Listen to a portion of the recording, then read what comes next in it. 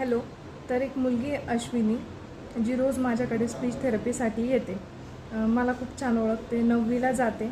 मला दीदी दीदी करत असते आणि खूप जवळची झाली आहे मला आता बऱ्यापैकी, कारण 9वीला आहे त्याच्यामुळे तिच्याशी तितकं फ्रेंडली वगैरे बोलावं लागतं मला. काल तिचा बड्डे होता आणि काल मी तिला विश केलं होतं. काल ती छान ड्रेस वगैरे घालून आली ती. आज ती आली आणि खूप रडायला लागली येताच. मग मी तिला विचारलं काय झालं. ती बोलली की माझा बड्डे कोणीच नाही केला आणि मी मम्मी पप्पाशी कट्टी घेतली आहे, त्यांनी 5वीपासून माझा बड्डे नाही केला, पैसे नाही. म्हणजे तिला त्याचं खूप वाईट वाटत होतं, तिला खूप दुःख होत होतं, खूप रडली ती.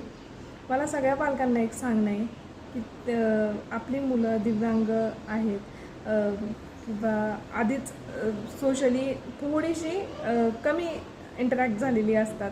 ह्या छोट्या छोट्या गोष्टीतून त्यांना खूप आनंद भेटतो आणि ते त्यांच्यासाठी म्हणजे एक 50-100 रुपयाचा केक अफोर्ड करू शकतात ते. म्हणजे त्यांनी का नाही केलं मला नाही समजलं. ते करू शकतात. मी भेटलेली आहे त्यांना. तर असं नका करू. ह्या छोट्या छोट्या गोष्टींनी मुलांच्या मनावरती खूप खोलवर परिणाम होतो. त्यामुळे प्लीज या छोट्या छोट्या गोष्टींचा आनंद मुलांना द्या.